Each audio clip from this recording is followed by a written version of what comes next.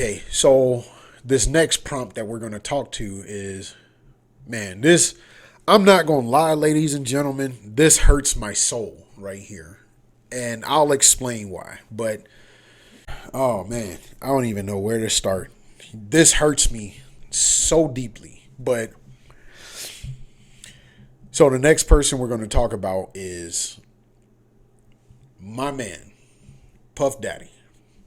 Love him to death. I never met him, of course, but I love him to death. And a little bit about why this breaks my heart so much and why I love him is because, okay, we're doing a couple shows, but who I am personally is I feel like I'm a hip hop star, okay? Go check out the YouTube channel. I got a playlist up there. A Play a Saturday remaster out now. So go cop the album, go download the videos, just go dumb, you know. Tell me what y'all think about the songs and the tracks on there so far. But a big part of why I started hip hopping is because of Puff Daddy, P Diddy, my man's, you know. I used to love Junior Mafia growing up, but I didn't even know they was a thing. But I did know about Mason Betha and your boy Notorious B.I.G. Okay, so I used to love those guys. Okay, I really, really, really love Mace, but it was something about Puff Daddy's energy and stuff like that. And boy, I tell you what, Michael Jackson can dance. Don't get me wrong. Probably Michael Jackson, probably the best dancer of all times in most people's opinion, especially mine. But you know, PD can shake a leg like no other. I even remember when he even performed at the Super Bowl, bro. Like, man, it was turn up time, you know. So from afar, he was like one of the big homies for me growing up and stuff. And he basically showed me from afar how you perform. You know, you gotta be the hype man. You know, even if you got 16 of your own bars on said particular track and stuff, or you got an A track and you letting that go, you got to interact with the crowd. You got to engage the crowd, get them hype. And to me, Puffy, he was the best to ever do that. You know, and I respect him for it. I respect all artists for what they can do and what they bring to the table as far as music is concerned. But to me, you know, he was everything. And then of course I thought he was extra flashy, but I also thought that about Mace too, you know. So of course, before I broke my ankle, you know, he really encouraged me to dance. You know what I'm saying?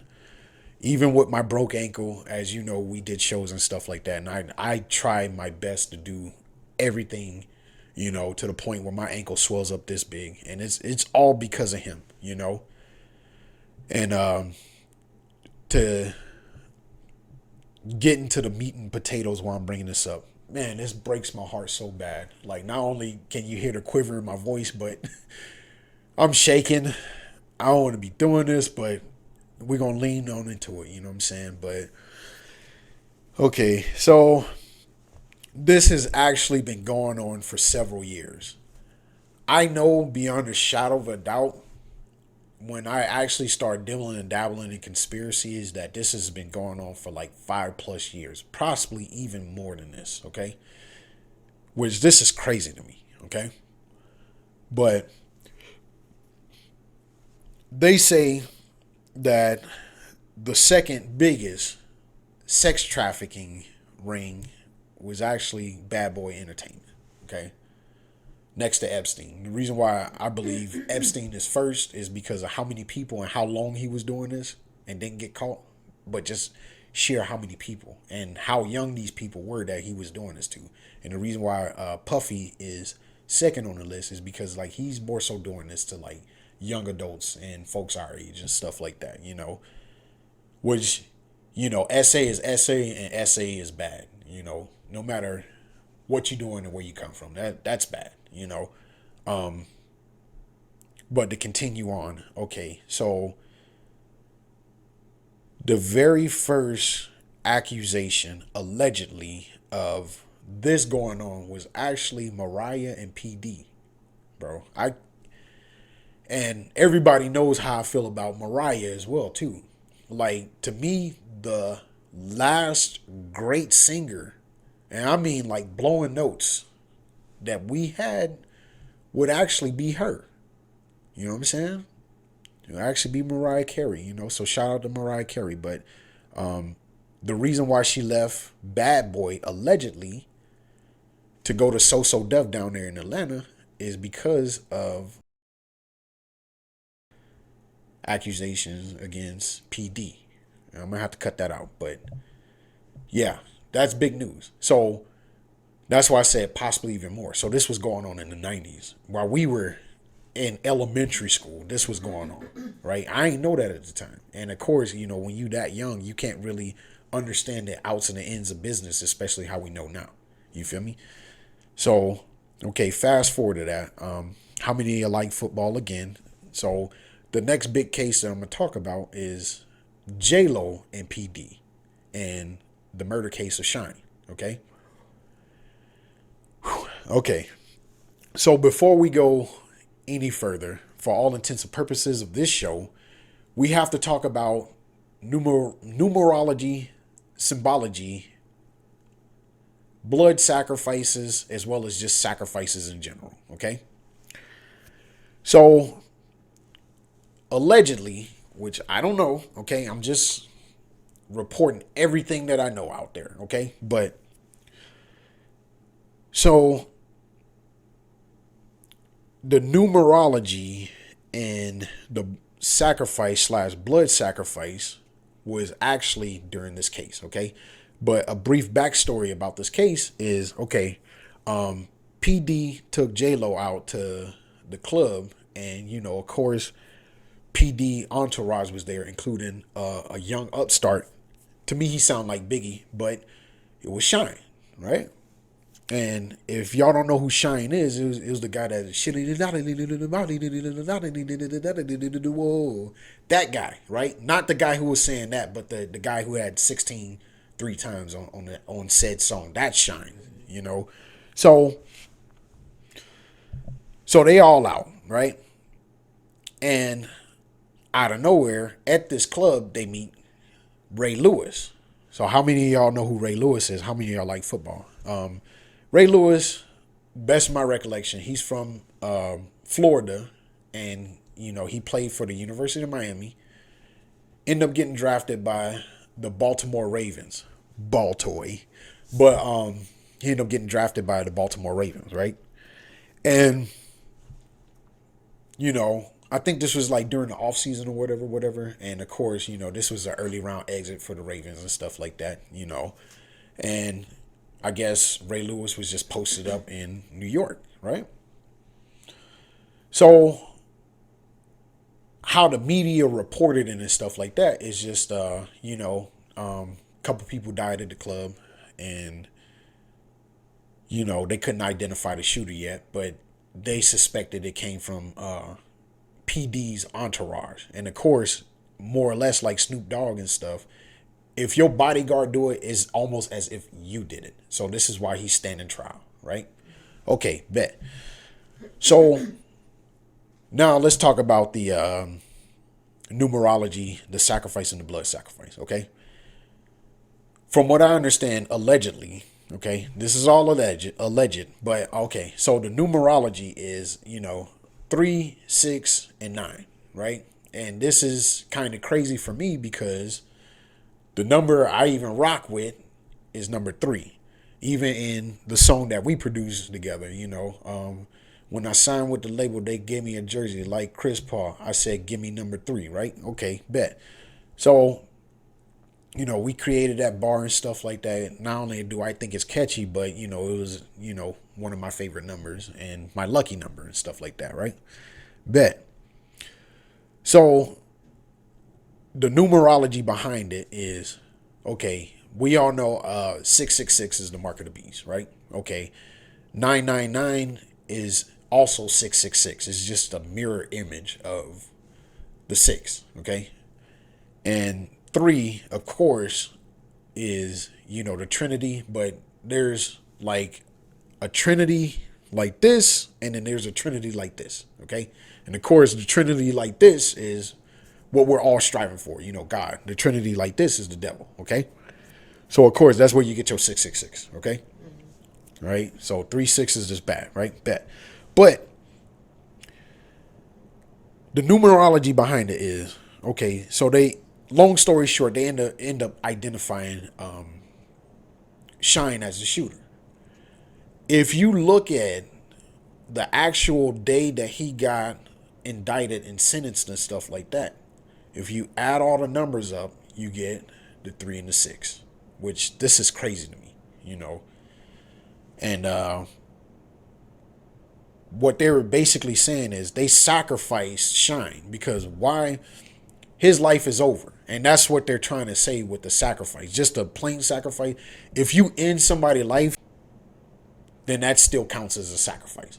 So what they're trying to allege and say is that Ray Lewis,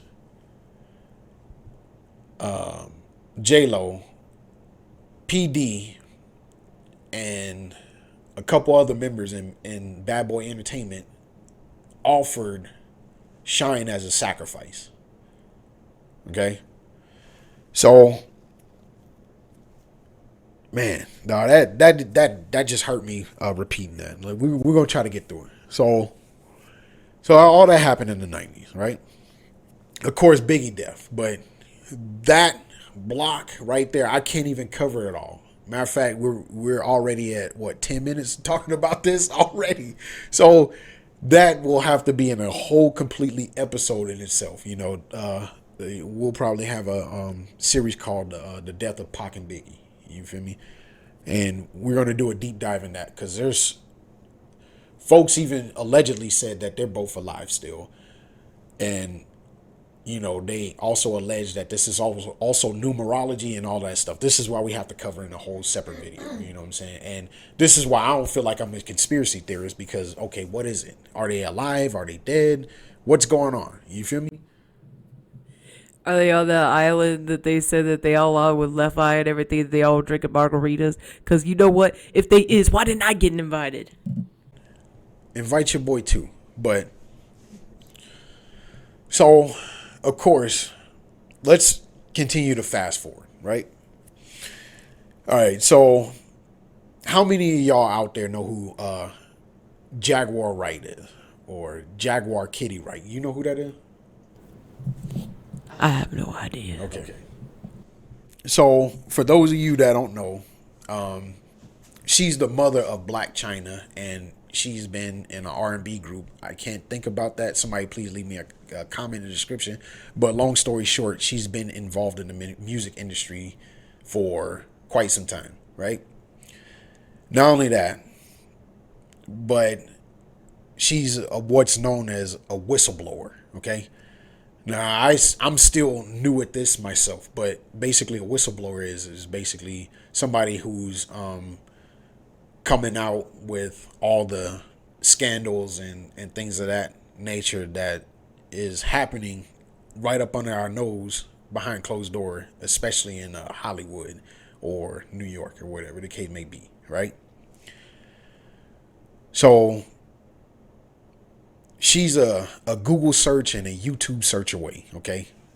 And shout out to Miss Jaguar Wright, but let's talk about her real quick. Okay, so what she's saying is she's actually going after a producer, a music producer by the name of Clive Davis. Okay.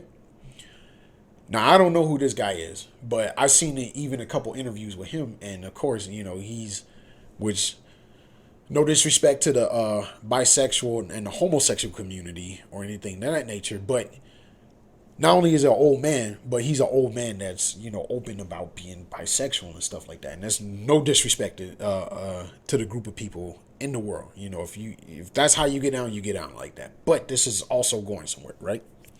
Okay, so what Miss Wright had to say is that this man, Mr. Davis, is basically a pedo. Okay. And The group of people that he liked doing this the most is to underage boys.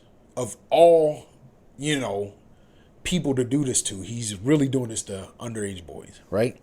And somehow or another, PD is tied into all of this. I don't know how, but he is, okay? And then she goes on further to say that there was a secretary or whatever that was working in PD's office, right? And upon walking into his office to actually talk to him about some things, right? She walks in on PD receiving, an explicit favor from a upstart Hispanic artist. And, PD is just like looking at Buddy as Buddy is going to town. And then when she walks in, they kind of just look at him, and Buddy is still doing his thing down there. And he just looks at her, and then she just kind of like, and then slowly like closes the door, right? So after they finish up and stuff, of course, he goes to her cubicle, and from what I understand, what she was saying, right? And basically, PD was just like, "Hey, what do you know? What did you see?" And then of course, like anybody else, especially black folk, right? Man, I ain't seen nothing, bro. All right. No, matter of fact, you got to get around from here so I can continue to work. That's how he is. So of course, she was like that, but she was actually afraid for her life at the same time. And then of course she was like, "No, nothing, nothing. I ain't see nothing, right?" And he was like, "Yeah, and if you ever say anything, da da da," according to Miss Wright's story. So she said she won't go say nothing, and then she said something. Okay, in confidence, she told Miss Wright this. And of course, Miss Wright, she did a good job of not, you know, identifying the person who said this to her. So I don't know her identity, and let's pray and hope she's still alive and her identity is safe, okay? Yeah, my only thing is, one, if he didn't want anybody to know he was doing an act that he didn't want anybody to know about, why would he have not locked the door? And two, especially being that famous, like, come on, you would be all secretive and stuff, like, if you didn't want people to know. And then my only other thing too about it is if old girl said she won't go say something, and she said something to the other girl who then tells about it or whatever, he gonna know who said it. How many times you think he was caught doing that same thing? You think there's multiple people that saw this? That's why I think it might be a little bit exaggerated.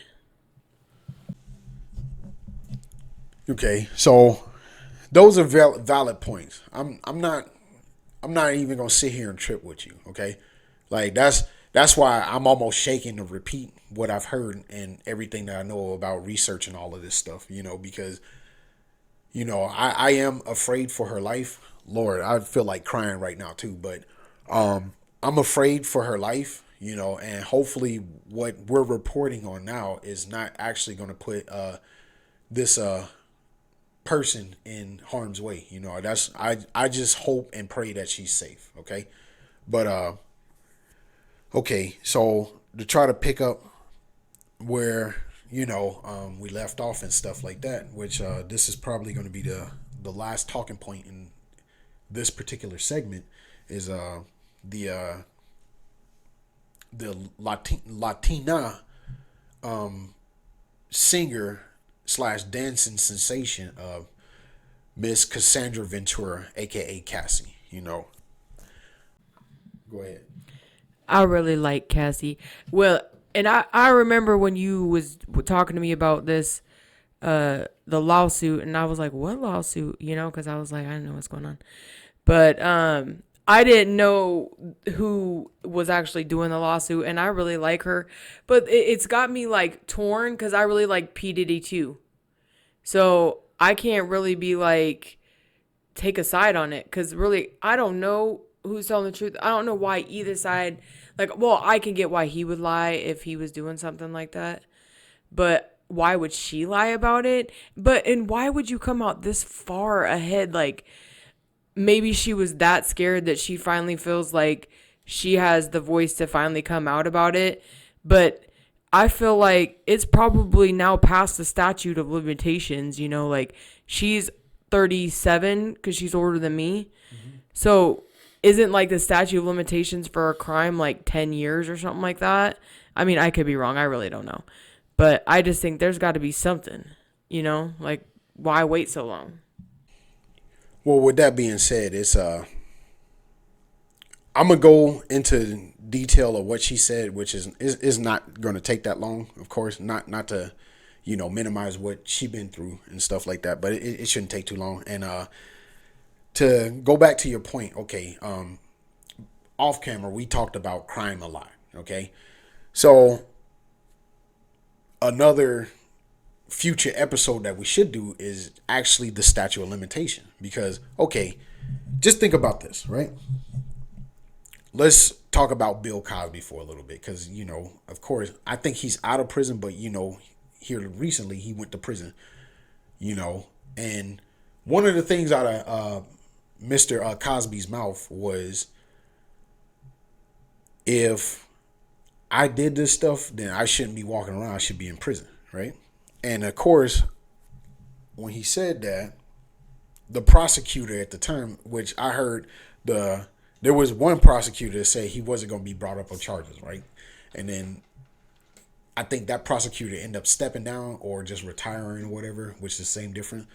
And then there was a new prosecutor, and then the new prosecutor was like, actually, we're going to pursue these charges. You know what I'm saying? So pretty much with a famous case like that, what am I trying to say about the statutes of limitation? There probably is no statute of limitation. If they want you, they're going to get you. You know what I'm saying?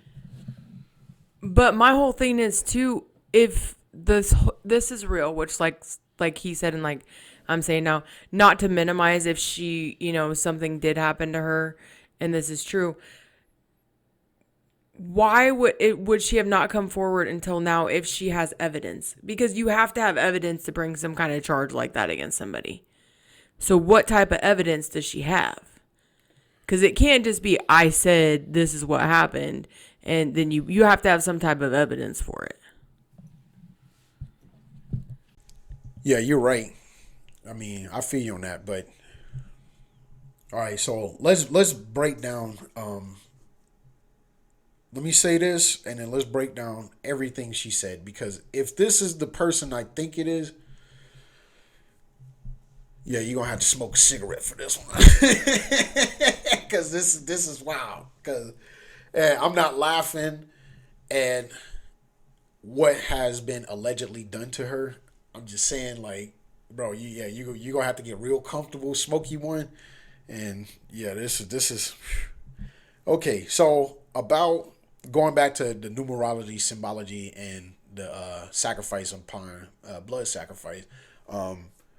There's also a sex ritual that you can also perform as well too. Okay, and what is porn? Okay, let's talk about what's porn. Okay, in porn, you're basically watching a sex ritual being performed right in front of your eyes. And no, I'm not talking about the one on one, boy and girl or whatever the case may be, but more so like the lesbiana stuff, the man on man homosexuality stuff, and of course we got your gangbangs. These are what's categorized as sexual rituals that can be performed. Okay, which wow, as a straight man, I'm always thinking like, why we got to do something gay, but it is what it is, right? So with that being said, let's dive into what I heard about Miss Cassie. Okay, like this woman, God bless her. She's traumatized. Okay, from everything that I heard, if this is who I think it is, if I was her, I'd probably be, I'd be done. I hate to talk about, but I'd be at that breaking point if I was her. She probably reached that breaking point. We probably got to cut that one out too. I'm very sorry, but anyway, so what she went through was basically PD had a collar and a leash around her neck. If this is who I think it is, right? She was that guy, okay? She had a leash and a collar around her neck, okay? And of course, he would fly her out to Atlanta, California, and stuff like that, even in New York, Chicago, just basically all the major cities, where quote unquote these things take place and stuff like that, right? And of course, they show up, and then he would have a collar and leash around her neck, right? And then he would take that leash and then just hand it to a group of guys, okay? And they would go in the back room, and mind you, now it'd be like 5 to 10 at a time, right? And they used to do a lot of things to her, sexually speaking. Now, of course, there's that line of consensual versus non-consensual. So, this is what possibly PD, if this really goes to trial and stuff like that, this is what they're going to argue allegedly. Which is what if she won't with it, then why she do it? So they're going to really argue the fact that this was actually consensual if they find, like how you said, proof about what in the world went on. Okay, but and like how I said, this is all alleged, and I don't know. I'm just reporting everything I heard, and as a humanitarian myself, everything that I'm telling you, yeah, it especially about this particular musician and stuff like that, it just really breaks me down inside. You know what I'm saying? But you know, so basically, he would shop her around from party to party, and basically, she didn't really have no time to recover. Okay. And then allegedly, if this is the same woman now, they strung her out on drugs as well too. She was taking MDMA, all right. Of course, the bud was there, but they was also gassing her up with cocaine and stuff like that. Every time she had to do this, she would basically like just become numb from the drugs, and then she would go and things would happen to her, and then on to the next one. Things would happen to her, on to the next one. And then of course, this is the part that really breaks me down inside, which he made her do all of this, and he promised her that she would have a very successful career if she just keeps up. And of course, as you can tell, she only probably got a handful of songs out there for her efforts. You know what I'm saying? Which this is not good. Not good at all.